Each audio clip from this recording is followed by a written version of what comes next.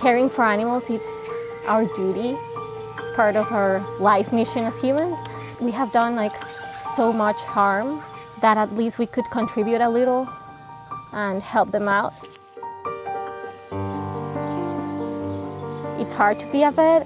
It's not for everyone. You have to be a little bit crazy, a little bit obsessed. You have to care and want to change things. I think that's what I feel my job is. The threats are always the same, and the thing that they have in common is the human impact on wildlife, be it the palm oil plantation, pineapple, banana, all of that. It's been a very big hit for wildlife through the years here in Costa Rica. A lot of it is the electrocutions, that because of human connectivity, and these are things that we fight for, to have more connectivity, electricity to remote places, but we also have to think about the other side. They see these cables of electricity and they want to climb through that, and they don't know to differentiate a tree from a cable of electricity. Not only in the power lines, but also on all the hotels, and it's gonna get a chunk out of the mountain and out of where the places where the animals can live. But I mean, it's important to remember it was their home first.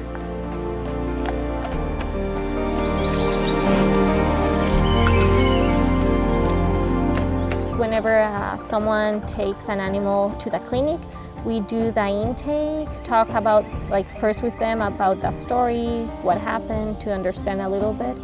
We will look into the physical exam, how they're hydrated, the body score. All of that's going to give us a first impression. It's not like with humans where we can ask oh, what happened to you?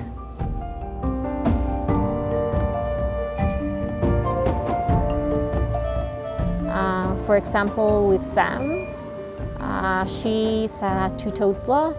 She came in because the people saw her on the ground. She had a bite from a monkey, and that's one of the few cases where it's a inter-animal relationship. Normally it would be a human impact kind of issue, but with her it was just the monkey bite. Their environments get smaller and smaller, so they have to interact more with other animals that also wouldn't have to interact normally with. We cleaned the wound. She didn't need any sutures, thankfully.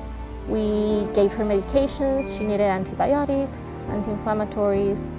We just gave her an extra hydration dose to make sure she was okay. Today we did some laser therapy on her, same as yesterday, to help with the inflammation and the infection that she has on her arm.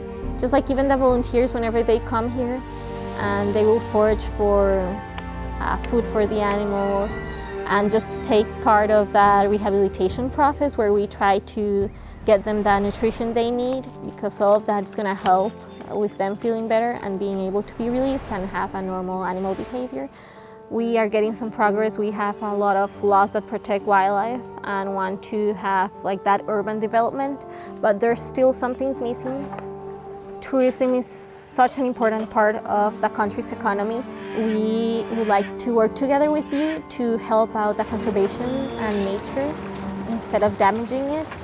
So I would encourage you to learn and educate yourself and come here and volunteer and see what everything you can do to help, and even have your own ideas and your own research and help us out in any way you can.